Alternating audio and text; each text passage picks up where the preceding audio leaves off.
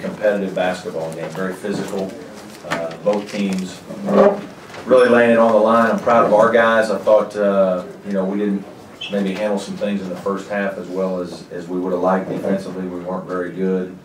But, you know, we just battled and hung in there. We lost a very good player in Tanner Smith, and guys played 31 minutes for us a game and kind of had to dig a little deeper. We don't have a lot of guys at that size that play for us, so had to call on our bench to help us out. And I thought we got great play from guys like Milt and Corey and Brian. And, you know, we battled, hung in there, and had it at 63 all with a chance to win in the last 6 minutes, but just not good enough to quite finish it. And they did a good job with Jure, and so that was, you know, that put a lot of pressure on our other guys. Coach, does it hurt that this is almost like a carbon copy of the Florida State game, kind of the same situation the last 7 minutes? Couldn't, like I said, couldn't finish? You know, it was, but it wasn't. In the Florida State game, I thought we had control of the game. We never had control of this game. We were always fighting from behind, fighting to get uphill. And I think you expend a lot of energy doing that. I mean, our guys, you know, we're just not as deep, and we're coming back into huddles, and you can just tell our guys are sucking air, and we're battling and using everything we got. And we might have run out of gas just a little bit at the end, but at the same time, you know, I thought they made some really good plays. Tyler Zeller went across the lane underneath the basket, got a huge rebound, and kept the possession alive. That was critical. We had a transition situation where we really needed to finish, and we didn't. And you know, then all of a sudden, the game was much closer than 10. I mean, it was 6 to 8 most nights, and then with, you know, 5 minutes to go, it's right there. And with 3 minutes to go, it's still right there. And I think we fouled. They made a couple free throws, and we missed some shots late, and ended up being a 10-point game, just very competitive. And again, I thought North Carolina's kids played very inspired, very hard, and played really well. Brad, could you tell any difference in UNC when they had Marshall in as opposed to Drew? Oh, you know, I mean, just from looking at it, I can see exactly what Roy sees. I think Drew puts more pressure on you defensively. And Strickland's size, or excuse me, not Strickland, but he got so many good guards, I get them all mixed up. But, Marshall's size allows him to see over defenders sometimes and pass the ball. And, you know, he doesn't really beat you with his speed, but he beats you with his size and passing. And, boy, it's a nice combination to have. Was it an added challenge playing them just 2 days after they were stung big time? You know, yeah, I mean, I don't know. It's, you know, really awkward scheduling. We had a bunch of time to get ready for them, but, you know, in all honesty, with the way we were playing, I would have rather have played this weekend and hopefully played well again and kind of kept it going.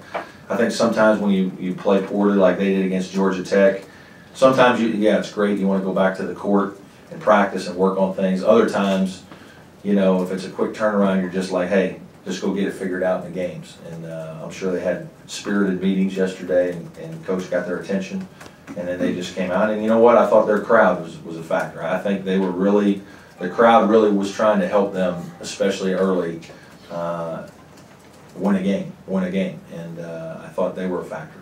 Any idea what the deal is with Tanner? Not yet. No, it looks like an MCL. He's on crutches, so that's not good for us.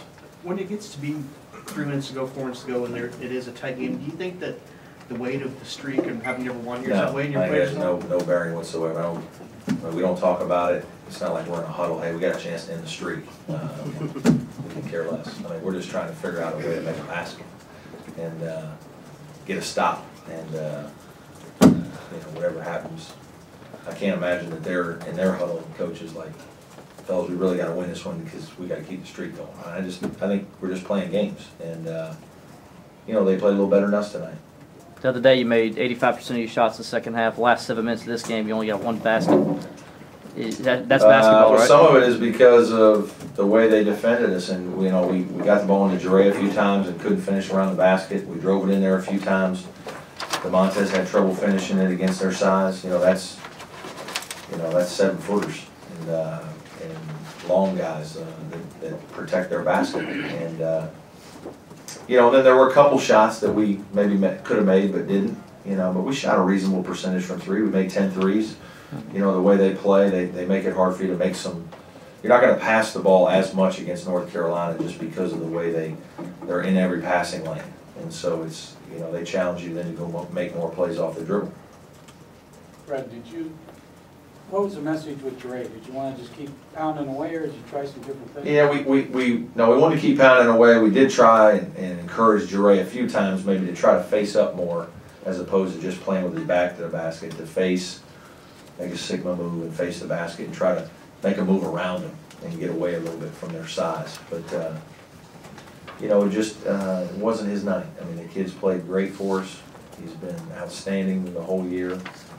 And he just had one of those nights, and he got in a little foul trouble and couldn't get a rhythm, and he probably just needed one good move to go in, or, you know, he had a dunk that kind of went in and out, and maybe got fouled, maybe didn't, but, you know, it just was kind of one of those tough nights. Again, credit their players. Their players had a lot to do with it. Same with Stitt, you think?